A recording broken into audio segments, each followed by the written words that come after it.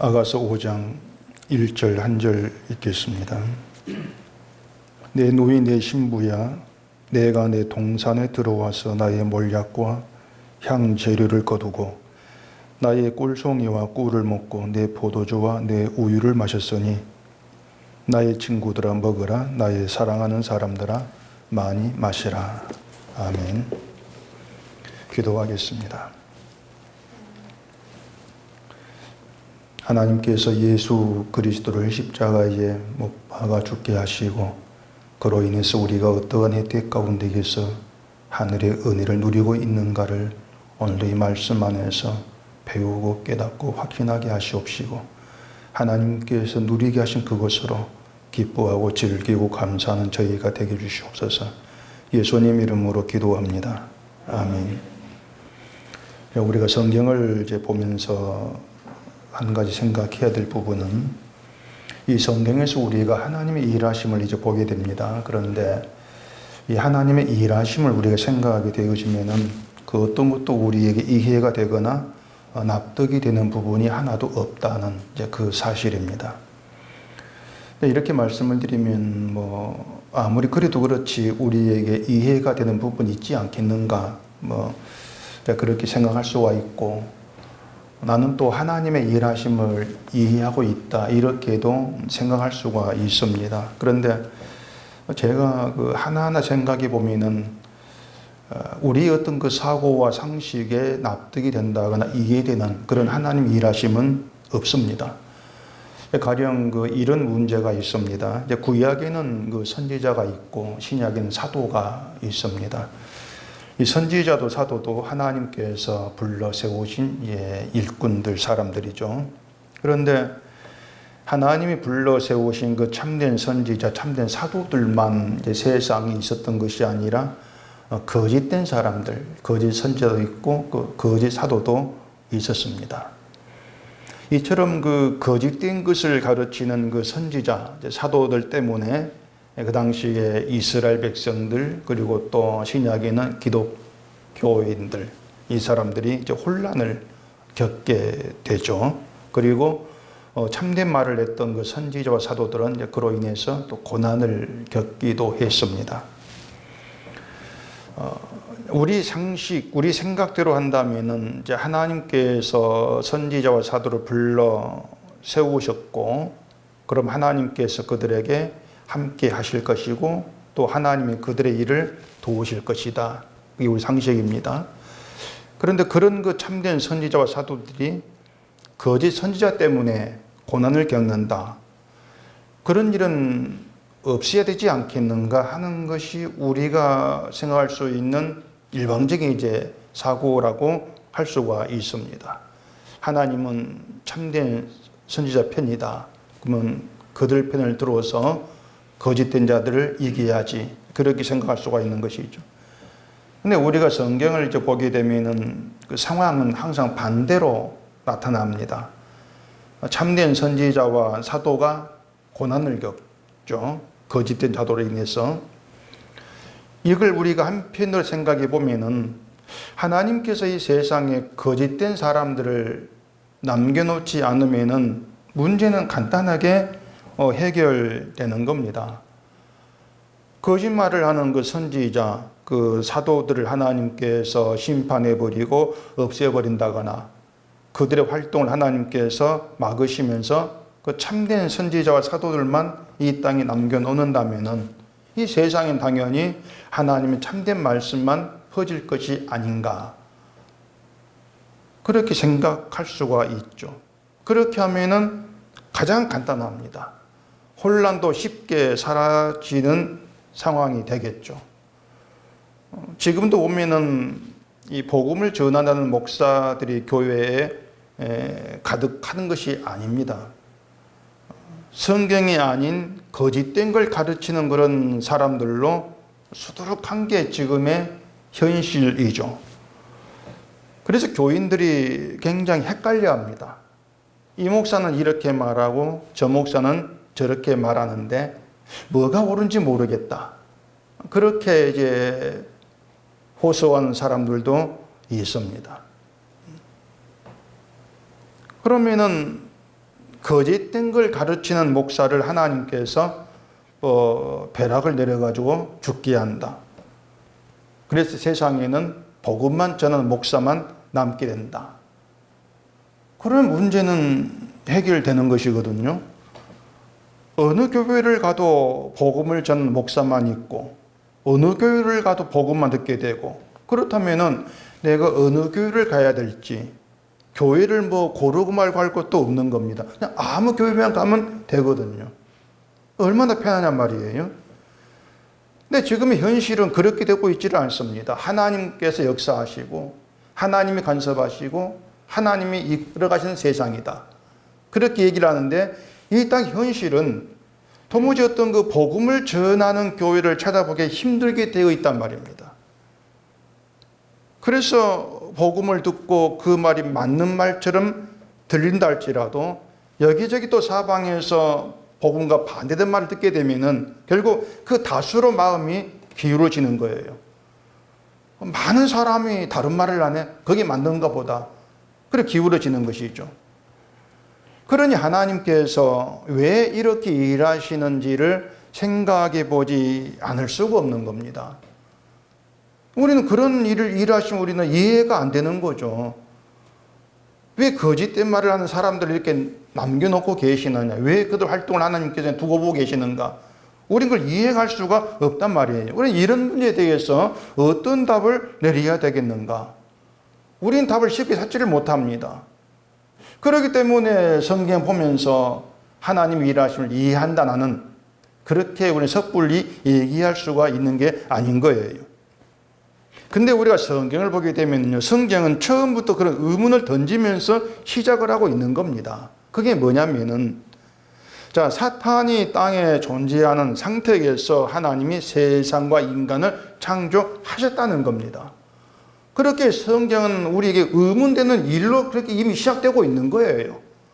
중간 띄엄띄엄 이건 이해가 안 되겠다 이렇게 나오는 거 아니고 처음에 시작부터 인간에게 납득이 안 되도록 이해가 안 되는 그런 일로 시작이 되고 있는 겁니다. 자, 그렇게 사탄이 있는 상태에서 세상과 인간을 하나님이 지으셨고 또 그 사탄이 인간을 유혹하기 위해서 활동하는 것을 그냥 두고 보고 계시는 겁니다. 하나님이 인간을 유혹할 때 했던 말도 거짓말이었죠. 창세기 3장에 오면은 그 뱀이 여자에게 한 말이 있죠. 하나님이 동산 모든 나무 열매를 먹지 말라 하시느냐 이렇게 물었습니다. 뱀의 물음에 여자가 이렇게 답합니다. 동산나무 열매를 먹을 수 있는데 중앙에 있는 나무 열매는 하나님 말씀에 먹지도 말고 만지지도 말라. 너희가 죽을까 하노라. 이렇게 여인이 답을 냈습니다. 여자가. 그리고 여자의 말을 들은 뱀이 한 말이 너희가 결코 죽지 않는다고 합니다. 거짓말이었죠. 그러면서 하는 말이 너희가 그것을 먹는 날에는 너희 눈이 밝아져 하나님과 같이 되어 선악을 알 줄을 하나님이 아심이니라. 이런 말을 던지는 거예요. 자, 우리가 잘 알고 있는 내용인데 여기에서 먼저 이 여자가 뱀의 말에 답하는 내용부터 우리가 보십시다. 하나님께서 하셨던 말씀은 선악을 알게 하는 나무 열매를 먹지 말라. 먹는 날에는 반드시 죽는다. 이렇게 이제 얘기를 했습니다. 하나님의 이 말씀은 인간이 열매를 먹고 죽을까 염려해서 하신 말씀이 아니었어요. 하나님 말씀은 그 선악을 알게 한 나무를 보호하기 위한 겁니다. 그 나무를 보호하기 위해서 먹지 말라고 하신 겁니다. 만약에 인간이 그 열매를 먹고 죽을 것을 염려해서 야 먹지 마 이렇게 하신 것이 하나님의 의도였다면은 나무를 두지 않아야 되죠. 나무를 안 두면은 그런 염려가 필요 없지 않습니까? 간단하게 해결되지 않습니까? 근데 여자는 하나님의 말씀에 먹지도 말고 만지지도 말라 그랬다 그럽니다. 그러면서 너희가 죽을까 하노라 이렇게 말씀했어. 말을 이제 바꿉니다. 더한 것도 이거 바꿔놓고 있죠. 자, 이런 여자의 말에서 드러나는 것이 뭔가 하면은 그 여자는 하나님을 어떻게 지금 말하고 있냐면은 인간이 죽을 것을 염려하는 분으로 말하고 있는 거예요. 자, 먹지도 말고 만지지도 말고 말하 있다. 왜? 너희가 죽을까 해서, 너희가 죽을 것을 염려해서 야야 먹지도 말고 만지지도 마, 그렇게 말씀 하나님으로 여자가 알아먹는단 말이에요. 하나님 만지지도 말아라 이런 말씀 안 했습니다. 여자는 나무에 대한 하나님 법을 더 강화하는 것이죠. 만지도 말라 해서 더 강하게 만드는 겁니다. 그리고 이유를 너희가 죽을까 하노라, 그 이유를 그렇게 얘기하고 있습니다. 너희가 죽을까 염려스럽다. 그걸 하나님 말씀의 의도로 여자가 얘기한 것이죠. 마치 부모들이 그 어린아이가 차도나 위험한 가까이 가면은 아이가 다칠 걸 염려해가지고 가지 못해 막지 않습니까? 그것처럼 인간이 죽을 것을 염려해서 먹지 못하게 한 것으로, 그렇게 여자가 하나님을 바꾸어서 얘기를 한 거예요. 그런 하나님의 마음을 이제 만지지도 말라는 말로 더 강화해서 얘기하면서 이런 하나님이다 드러내고 있는 거죠. 이렇게 여인은 선악과를 먹지 말라는 그 말씀을 인간이 죽을 걸 염려해서 하신 인간을 위한 말씀으로 받아들인 것으로 그렇게 이해해 볼 수가 있는 겁니다. 이게 인간의 하나님에 대한 왜곡이었습니다. 인간을 위한 하나님으로 그렇게 말씀을 왜곡한 것이죠. 그렇게 왜곡한 가운데에서 인간은 저 선악과를 먹으면은 내가 죽을 수도 있겠구나, 그런 생각을 하고 있는 겁니다. 자기에 대한 염려죠. 내가 죽을 수도 있겠다, 나에 대한 걱정이에요. 그게 자기 사랑인 거예요. 자기 사랑인 것이고, 결국은 우리가 행동하고 살아가는 모든 의도라고 할 수가 있단 말입니다. 나에 대한 염려에서 행동을 우리가 고치고, 나에 대한 사랑해서 행동하고, 그게 우리의 모든 의도인 것이죠.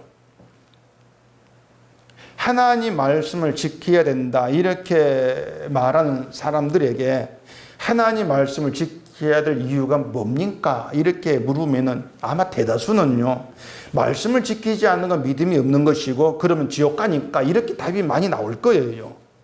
말씀을 지키는 게 믿음이다. 결국은 자기를 위한 말씀 지킴이지 않습니까? 나의 구원을 위한. 이게 율법에 대한 유대인 의도였어요. 자, 근데 사탄은 먹어도 죽지 않는다고 말합니다. 죽지 않아, 먹어도. 희망이죠. 희망을 주는 거예요. 너 안 죽어. 희망을 주는 거예요.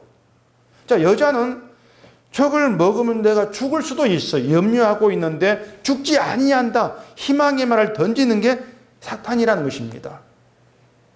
그리고 인간은 나에게 희망을 주는 말, 소위 긍정적인 말이라고 하죠. 절망보다도 희망적인 말에 마음이 기울어지는 거예요. 희망적인 말에. 아까 얘기했던 거짓 선지자와 거짓 사도들의 공통점이 바로 뭐냐면은 희망을 주는 말을 한다는 겁니다. 희망을 주는 그 말을 던지는 거죠. 그래 바울은 이래가는 거짓 사도들을 두고 고린도후서에서 사탄의 일꾼이다 이렇게 얘기를 한 겁니다. 희망을 주는 사탄과 거짓된 말로 희망을 주는 그 사도, 거짓 사도들, 결국 사탄의 일꾼으로 사탄 속해서 일하는 그 모습이라고 하는 거죠. 자, 에덴 동산은요, 인간이 자기에게 희망이 되는 다른 것을 찾을 필요가 없는 곳입니다. 그게 처음에 에덴 동산이었습니다. 선악을 알게 한 나무 열매만 먹지 않으면 되는 겁니다. 그러니까 자기가 자기를 위해서 해야 될 게 따로 없던 게 에덴 동산이었습니다. 처음에 에덴 동산. 근데 하나님을 인간이 죽을 것을 염려해 주는 그런 인간을 위한 하나님으로 생각을 하면서 죽지 않고 하나님같이 된다, 이런 사탄의 희망적인 말에 기울어지는 것이고 자기를 위해서 선악과를 먹어버린 겁니다. 이렇게 에덴 동산의 인간이 자기를 위해 행동하고 나를 높여주고 내가 가치 있는 존재로 만들어줄 그런 가능성이 있다는 것에 희망을 두는 이러한 것으로 더럽혀진 거예요. 인간에 의해서. 그러니까 인간이 자기에게 희망을 두는 것이 에덴 동산을 더럽히는 그런 결과가 된 것이죠. 그래서 하나님 인간을 에덴에서 쫓아내고 생명나무의 길을 막아버리셨단 말입니다. 지난 수요일에 잠근 동산에 대해 말씀을 드리면서 에덴 동산에 대해 잠깐 말씀을 드렸는데 오늘 본문의 동산에 대한 얘기가 이제 나옵니다. 오늘 본문 1절 봐보십시다.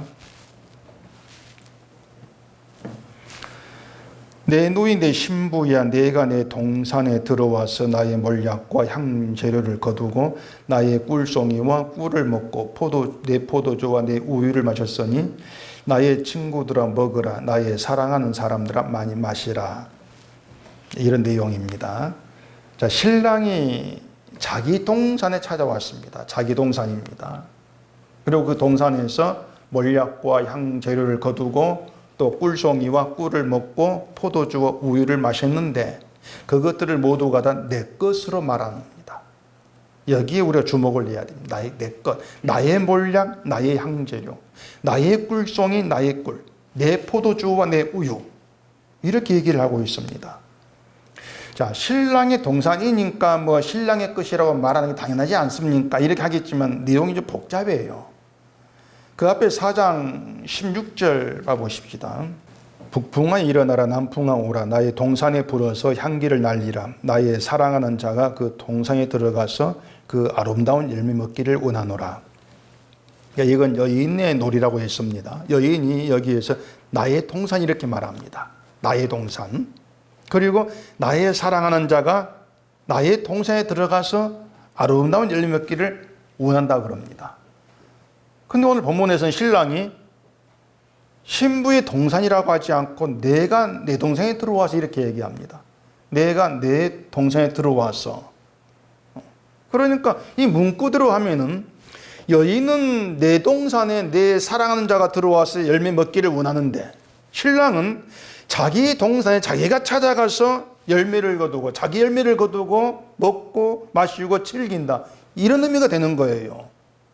동산이 신부의 동산과 신랑의 동산 두 개로 나누어지면 결과가 돼버리지 않습니까?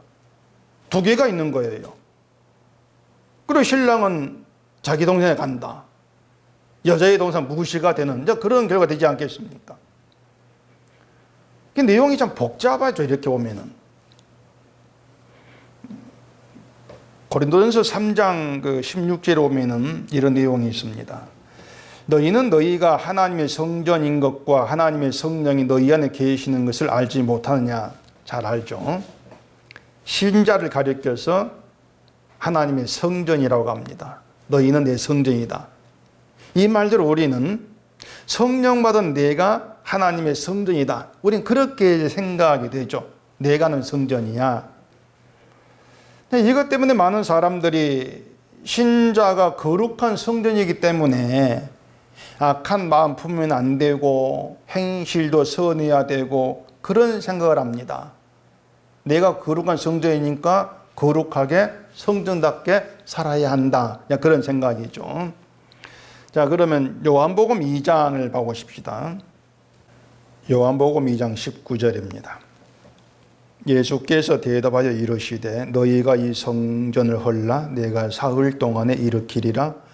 유대인들이 이르되 이 성전은 46년 동안의 지역건을 내가 3일 동안에 일으키겠느냐 하더라. 그러나 예수는 성전된 자기 육체를 가리켜 말씀하신 것이라. 자, 여기서는요 예수님이 자기 육체를 가리켜 성전이라 이렇게 말씀을 했습니다. 그래서 우리는 예수님을 참된 성전으로 오신 분 이렇게 얘기하지 않습니까? 예수님이 성전이라는 겁니다. 그러면은 그 성경 내용대로 하면은 우리도 성전이고 예수님도 성전이라는 뜻이 돼요. 성전이 그러면은 둘이 되지 않습니까?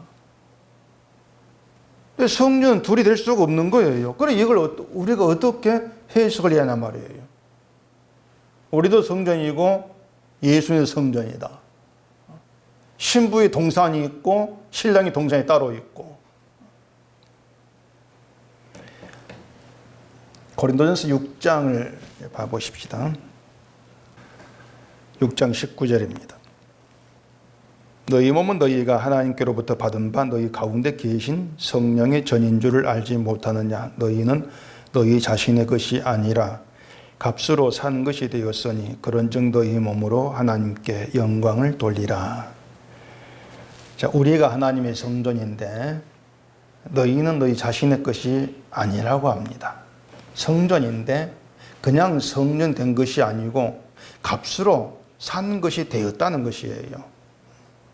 하나님의 성전인데 하나님이 값으로 사신 것이고 하나님의 것, 그 뜻이죠. 그러면은 우리를 사기 위한 값이 뭐냐? 예수님의 몸과 피지 않습니까? 예수님의 육체. 자, 예수님 자기 육체를 가리켜서 성전이라고 말씀했습니다. 그리고 그 육체를 값으로 주고 우리를 사셨습니다. 따라서 우리를 하나님의 성전이라고 하는 것은 우리가 독자적으로 성전되었다. 어떤 내 마음, 내 몸이 성전되었다. 이런 뜻이 아니고 예수 그리스도의 피에 속한 하나님의 것으로 하나님의 성전, 그 뜻이라는 것이에요. 육체로 값으로 산 하나님의 것이야 너희는. 그래서 성전 둘이 될 수가 없는 거예요. 예수의 피로 사신 하나님의 것이기 때문에 예수 그리스도 안의 성전은 하나인 거예요. 주의 육체로 인한 성전이기 때문에 성전으로 오셔서 십자가에 죽으신 예수의 피의 은혜로 말미암은 하나, 그 성전됨을 얘기하는 것이죠. 신부가 내 동산 얘기하고 신랑이 내 동산이라고 말하는 것도 그렇게 이해하면 되는 겁니다. 신부에게 개인적인 자기 동산이 따로 있다는 것이 아니고 신랑에게 속한 자로 신랑의 동산이 신부의 것으로 주어진 것이에요. 그런 관계를 우리가 보면 된다는 얘기예요. 중요한 것이 뭐냐면은 그 동산에서 신부가 따로 할 일이 없다는 겁니다. 열매를 위해서 뭔가 신랑이 먹고 마시고 신랑을 기쁘게 할 것을 위해서 신부가 따로 준비해야 될 것은 없는 상태라고 하는 거예요. 그게 동산이라는 겁니다. 신랑의 동산에서 신부가 신랑과 함께하게 되어지는데 거기에는 어떤 법이라는 게 없어요. 신부에게 네가 내 먹고 마실 것을 이렇게 만들어내, 얼마를 만들어내, 이런 법이 없다는 거예요. 신랑은 신랑의 동산, 자기의 동산에 자기의 것으로 먹고 마시고 즐거워합니다. 그 즐거움에 신부가 함께 동참해서 즐거워하면 되는 거예요. 그게 신부와 신랑의 연합이에요. 그 본문 뒤에 나의 친구들아 먹으라, 나의 사랑하는 사람들아 많이 마시라, 이렇게 얘기했지 않습니까? 여기서 말한 친구가 신랑의 친구를 얘기하는 것인지 여인의 친구를 얘기하는 것인지 확실하지 않은데 어쨌든 초점은 초청받은 자로 신랑의 동산에 들어가서 신랑의 것을 먹고 마시면 된다는 겁니다.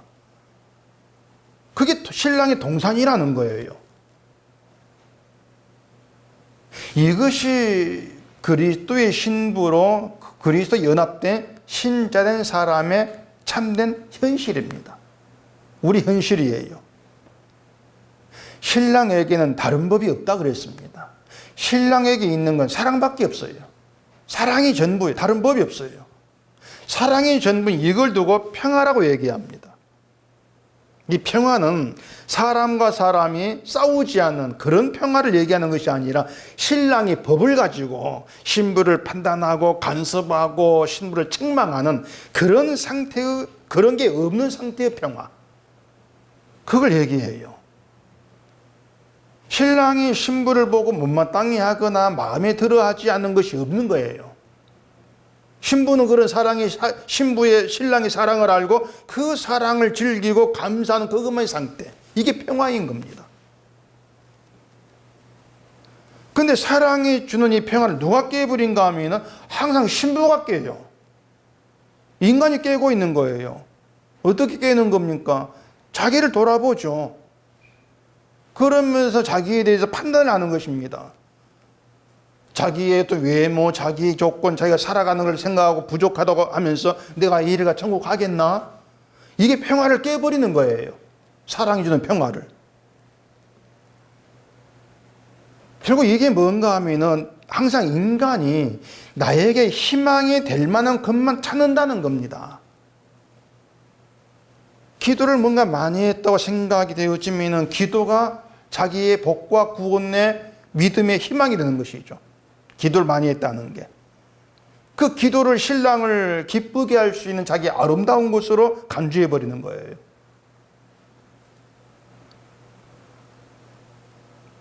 설교를 시작하면서 하나님이 세상에 거짓 선지자와 거짓 사도들을 활동하도록 놔두신 이유가 뭔가 이렇게 이제 말씀을 드렸는데, 그 이유가 뭐냐면요, 이 거짓 선지자나 사도들의 활동이 있어야만이 나에게 희망이 되는 걸 쫓아가는 인간의 죄의 모습이 드러납니다.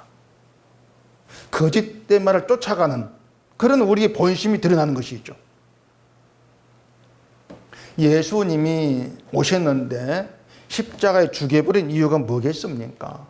그 유대인들이 예수님 말씀하시고 행동하는 거 보니까 도무지 예수님의 말씀이나 행동이 자기들에게 희망이 되지를 않는 겁니다. 그래 판단된 거예요.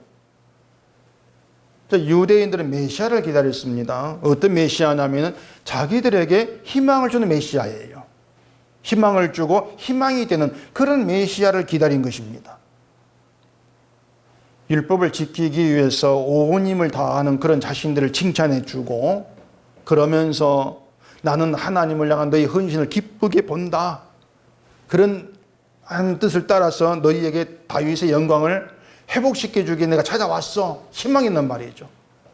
그런 희망적인 메시아를 그들이 기다렸던 겁니다. 그래 예수님이 그렇게 말씀했다면은 유대인들의 반대를 안 받죠. 희망을 줬으니까. 근데 오히려 유대인들이 자기들의 자부심, 또 자기 유대인이라는 어떤 가치를 삼고 있는 율법을 무너뜨리는 그런 말씀을 하고 또 그런 행동을 하니까 받아줄 수가 없었단 말입니다. 자기들 가르치기 위해서 독사의 자식들아 이렇게까지 말씀한 예수님에게서 무슨 희망을 발견하겠습니까? 그래 죽인 거예요. 우리 인생에서 무엇이 진짜 희망이냐고 하는 것은 우리 인간됨의 참된 절망에서 발견됩니다.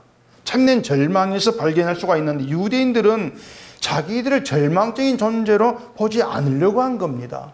우리가 왜 절망적인 존재, 희망이 있는 존재인데, 왜냐하면 율법에 대한 헌신, 아브라함 후손, 희망적인 붙드는 것들이 많이 있었거든요. 그러니까 그들 동산에는 법이 있어요. 법이 있고 자기들 힘써 일해가지고 거둔 열매가 있고 그 열매로 하나님 기쁘게 하고 먹고 마시게 하고 이런 자기의 공로가 다 쌓여 있는 게 그들 동산이었습니다. 그게 인간이 만든 가짜 동산이라고 하는 겁니다. 그러니까 이 세상에 거짓 선지자, 거짓 사도가 없다 생각해 보세요. 어딜 가도 참된 하나님 말씀만 있다. 그러면은 거짓된 말을 들으면서 그 말을 받고 그 말에 마음이 기울어지고 그 말을 따르는 인간의 본심은 안 보인다는 얘기예요. 그래 본심을 드러내면서 이런 너희가 절망적인 존재임을 알게 하기 위해서 거짓된 자의 활동을 놔두시는 것이죠. 내 희망을 따라가는 이런 내가 절망인 존재였구나. 이게 에덴 쫓겨나는 인간의 나의 모습이었구나. 그걸 깨닫게 하시고 그 깨달은 자로 하여금 예수를 바라보게 하는, 그게 하나님의 일하심이라고 하는 것입니다. 결국 거짓된 것이 있어야만이 그 거짓을 따르는 우리의 본심을 알게 되어진다. 드러나면서 그것이었죠. 그래야만이 하나님께서 보내신 참된 선지자의 말에 아멘으로 함께하게 되어지는 것이 내 본심에서 어긋나는 것인데, 그렇게 아멘하게 되어지는 것이 하나님의 성령이 하신 일이구나, 내 일이 아니었구나, 이렇게 보는 거예요. 그래서 성령이 일하신 희망이 되고 주의 일하신 희망이 되고, 그렇게 나의 절망 가운데에서 참 희망을 찾게 되어지는 것이죠. 성경은 우리를 그렇게 이끌어가고 있는 겁니다. 내 절망 속에서 나의 나 된 것이 주의 은혜입니다, 이런 고백을 하도록 만들어내는 거죠. 그게 성경인 거예요. 그것을 그러한 고백이 나와지게 되어지는 것을 동산 주인 대신 신랑이 좋아한다는 거예요. 그게 기쁨이라고 하는 것입니다. 내가 너에게 일한 게 너의 고백을 통해서 증거되었구나. 주의 일하심을 보게 되어지는 것을 기뻐하는 것이죠. 주가 일해서 주가 맺은 열매니까. 그게 주의 동산이라고 하는 거예요. 그러니까 우리가 맺을 열매가 따로 있는 것이 아니고 나에게 주가 일하심으로 해서 맺을 열매가 있다는 겁니다. 나된 건 주의 은혜입니다. 그게 한 예죠. 그 고백이 우리 본심으로는 안 나와요. 그 본심을 우리의 절망적인 상태로 보게 하시면서 그 안에서 주의 일하심을 십자가 주의 피를 희망으로 보고 그 은혜가 고백이 나와지게 만드는 것. 그게 열매고 그 열매가 있는 게 주의 동산이다. 그게 성경인 것입니다. 하나님이 인간을 만드시고 에덴 동산이 있게 있지 않습니까? 그리고 그 모든 걸 보시고 하는 심히 보시기에 좋았더라 이렇게 말씀했습니다. 보시기에 좋았다는 것은 하나님의 그게 즐거움이고 기쁨이 된 것이었다 뜻이죠. 따라서 하나님의 즐거움과 기쁨을 위해서 인간에게 부여된 임무는 없습니다. 하나님께서 만드신 걸 보고 기뻐하고 즐거워했으니까 하나님 많은 그 상태로 있으면 되는 거예요. 그냥 따로 할 일이 없는 거예요. 뭐 굳이 임무라고 한다면은 먹지 말라고 한 선악과만 먹지 않으면 되죠. 그 선악과를 먹지 않는다는 것은 인간이 자기를 위해 할 것은 없다는 거예요. 그게 우리 임무예요. 결국에는. 내가 날 위해 할 것은 없네. 하나님이 이루시고 하나님이 완성된 세계에 가만히 있는 거, 그게 내 임무네. 그래 알아보면 되는 거예요. 그게 예수 그리스도 안의 모습이라니까요. 십자가로 완성된 게 예수 아니지 않습니까? 그럼 예수 안에서 우리는 그냥 주님 이루신 것을 있으면 되는 거예요. 내가 할 일이 따로 있지 아니한 그 상태. 그게 우리 임무예요. 부름받은 신자의 임무라는 겁니다. 아무 할 것이 없는 그대로 있는 게 우리 임무입니다. 이렇게 말하면 그걸 누가 알아먹겠습니까? 그걸 이해할 사람 없어요. 자고로 임무 그러면은 전도해야 되고 선교해야 되고 땅끝에 나가 제자로 삼아야 되고 그걸 우리의 삶이 임무로 알아먹고 있는데 아무것도 할 게 없는 게 임무입니다. 그걸 알아먹는다는 게 기적이죠. 그게. 그러니 예수 그리스도 아니라고 하는 기적의 세계고 그 안에 부름받아서 예수 안에 있는 자기의 그 신자됨의 특성을 드러내게 된다는 기적의 사람, 우리 그렇게 받아들일 수밖에 없단 말입니다. 그게 신자됨이라는 것입니다. 아담과 하와가 자기를 위해 선악과를 먹은 겁니다. 자기를 위해서. 내가 하는 법을 어기겠다 이렇게 의도하고 먹은 게 아니고 자기를 위해 먹은 거예요. 그러니까 우리가 하나님 법을 어기고 살아간다는 것은 내가 날 위해 사는 것 자체가 법을 어기고 있는 거예요. 그것이. 그래서 바울은 아담 안에서 모든 인간이 죽었다고 했거든요. 이처럼 바울이 죽었다고 선언하는 인간의 실상이 뭐냐. 우리가 그러한 점들을 잘 좀 알고 있어야 돼요. 인간 실상이라는 거. 자기를 위해서 나에게 희망이 되는 것을 쫓아가는 그게 죽음의 상태에 있는 인간의 모습이다. 그렇게 보셔야 돼요. 여기에서 스스로 벗어날 인간은 아무도 없다. 어떤 사람도 나에게 희망이 되는 것을 버리지를 아니한다는 것이죠. 그렇기 때문에 사람들이 하나님도 나를 위한 하나님을 안 버리죠. 절대 안 버립니다. 나를 위한 하나님. 하나님은 자기를 위한 하나님이다. 이걸 이해를 못하죠. 하나님 나를 위한 하나님이야. 그 하나님을 버리지 않고 고집하는 거예요. 그래서 성경은 바로 그것이 너희의 절망의 상태라는 걸 보게 하죠. 너희 스스로 그 죽음에서 나올 수가 없어. 이게 너희의 절망이야. 그리고 그는 우리를 구원하기 위해서, 구출하기 위해서 죄를 대신 지고 죽으신 예수만이 너희 희망이다. 그렇게 보게 하는 겁니다. 물론 기독교인이라면 예수만이 희망이다. 이 말 다 아멘하죠. 그런데 그들이 아멘하는 것은 예수를 희망으로 받아들이는 건 속셈이 있습니다. 내가 원하는 걸 이루어지는 그 예수를 희망하는 거죠.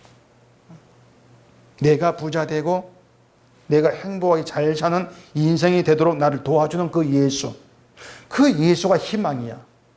이렇게 알아먹지 않습니까? 근데 제가 말씀을 드리는 예수님만이 희망이라고 하는 것은 십자가에서 자기 일을 다 이루신 그 예수님입니다.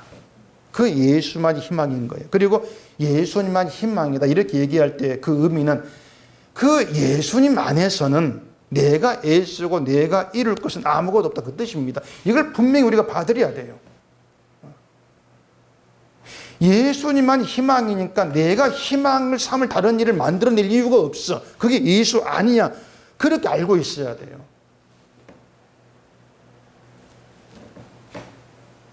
오늘 본문에서 내가 내 동산에 이렇게 말하는 것은 우리가 만든 동산에 신랑이 찾아와서 내가 만든 것으로 즐기고 기뻐해 주는 그걸 말하지를 않습니다. 근데 기독교인은 내가 만든 내 동산에 신랑이 찾아와서 내가 만든 거 기뻐해 줘 그것으로 나에게 상을 주는 그렇게 알아먹고 있지 않습니까? 그 동산은 없는 거예요.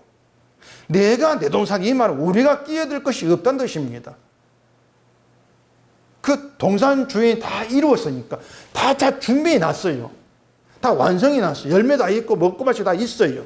너희는 들어와 그냥 들어와서 먹고 마시면 돼. 이게 예수 아니에요. 그거 천국이에요.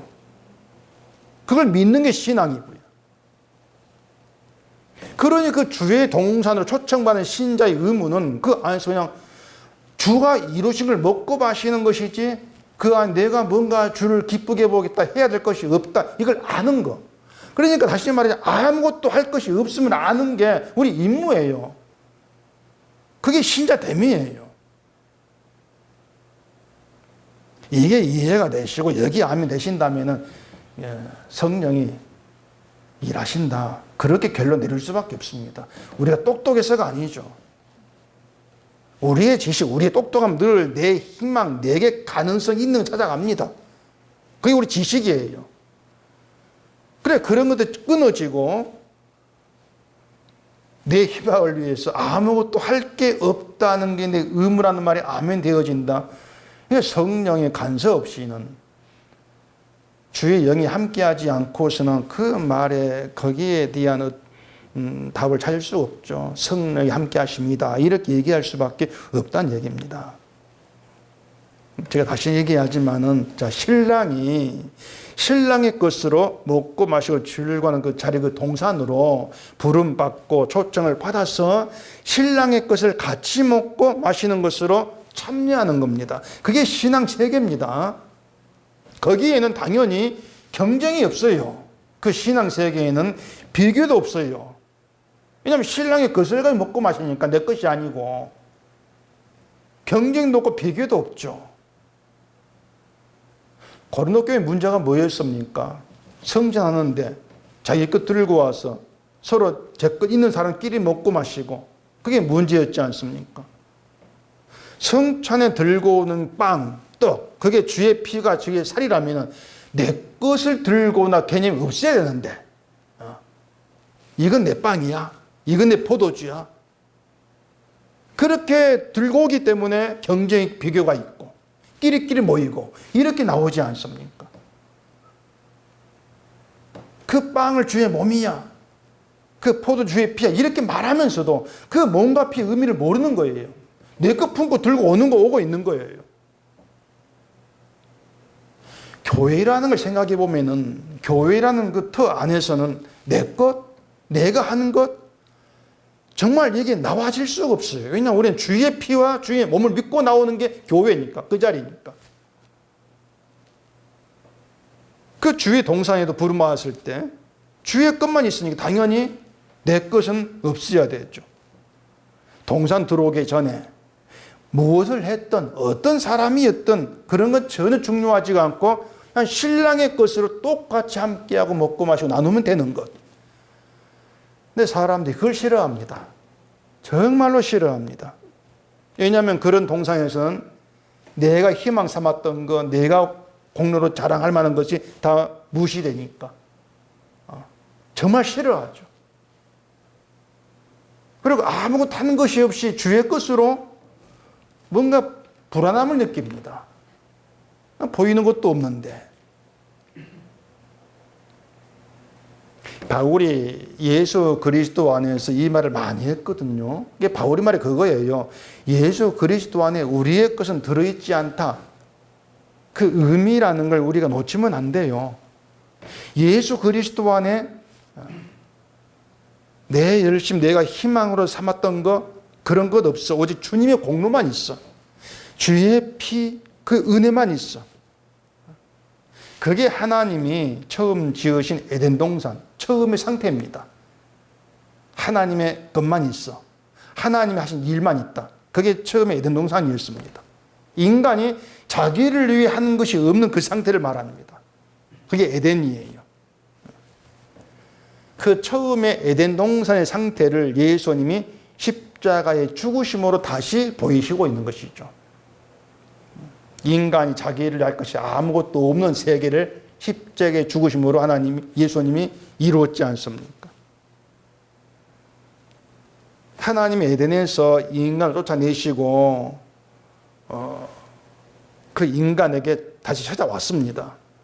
쫓아냈으면 그만둘 건데, 그냥 너 죽었어, 끝날 건데 다시 찾아와요. 인간에게, 쫓겨난 인간에게 찾아오셔가지고 하신 일이 뭐였습니까? 가죽 옷을 만들어서 입혔죠. 부끄러운 부분을 가리신 거예요. 찾아오셔가지고. 이것이 뭐냐면 피로써 죄를 가리실 것을 보여주신 것이고, 그게 십자가란 말입니다. 십자가다. 그 모든 걸 이루어진 걸 두고 예수 그리스도 안에서, 이렇게 바울은 얘기한 거예요. 그래서 바울은 십자가만 자랑한다 이렇게 얘기했죠. 그 말은 내가 한 거 자랑거리가 뭐 그 뜻이에요. 예수 그리스도 안에서 우리가 뭘 했고 안 했고 이런 건 다 생각지 말고 주가 하신 일만 얘기하라, 그겁니다. 그것만 너희가 증거해. 그게 참된 거야, 이거 뜻이에요. 주가 하신 일에 인간의 걸 집어넣는 게 그게 거짓말이죠. 주가 하신 일이 우리 열매가 되고 그 열매를 먹고 마시면서 주와 연합한 그것이 신랑과 신부로 하나된 관계로 있다. 그래서 그걸 두고 성전 이렇게 얘기를 하고 있는 겁니다. 그걸 두고 구원이라고 그래요. 주님이 하신 일로 주님께 속한 대로 하나 되인 상태. 그게 구원인 거예요. 그래서 예수 그리스도 안에서는 부족한 것도 없고 다 넉넉합니다. 이 세상 것을 말한 게 아니에요.